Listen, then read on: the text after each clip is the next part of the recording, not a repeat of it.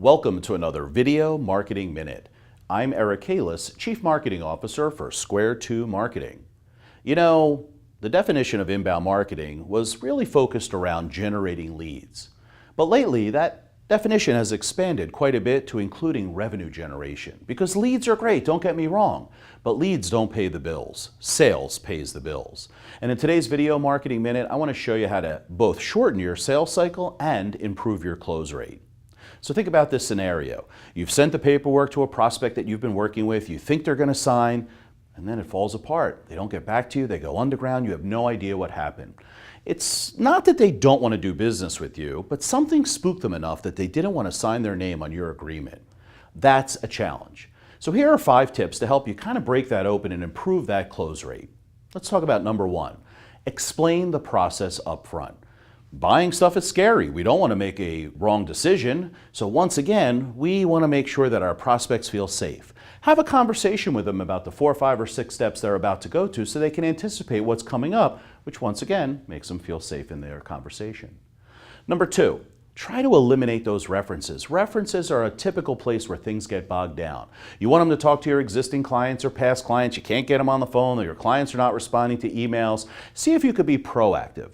Pro tip, create a reference reel on video of your clients and send that as part of the sales process so that now they've seen your clients and they've heard what they have to say. Maybe it eliminates that process. Another pro tip, get one of your best clients to send an unsolicited email to them in the sales process. Say, hey, I heard you're interested in working with Square 2.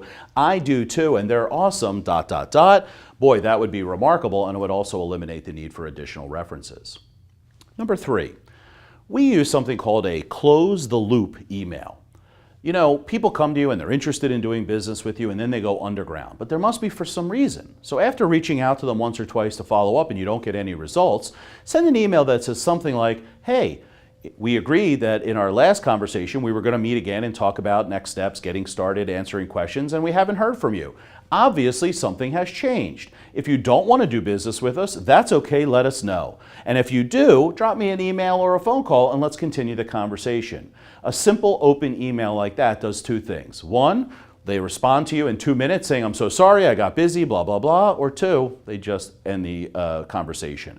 So close the loop email is a great way to kind of break open those prospects that have gone underground. Number 4, co-create the recommendations with the prospective client. And what I mean by that is that you have to take extra time to really go a few layers down and understand what their goals and objectives are and make sure that your recommendations match up perfectly with that. When the prospective client is involved in the creation of the program, the deals close much easier because they've participated in the process. So think about that phrase, co-creation, and yes, it takes a little more work, but that extra work, I guarantee you, will come back in a higher close rate. And finally, number 5, which I think is really critical. Lots of people send proposals that are many pages filled with technical stuff and blah, blah, blah. Remember, we want people to feel safe. So look at your paperwork, your agreements, your contracts, and so forth from the eyes of the prospective client.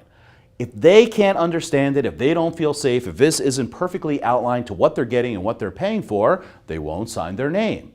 Too often we see clients that have gigantic or complicated proposals and agreements, and then people don't want to sign them or they have to get legal involved, which once again bogs down the process. So I hope I got you thinking differently about your sales process. For more information like this, check out square2marketing.com, and we'll see you soon.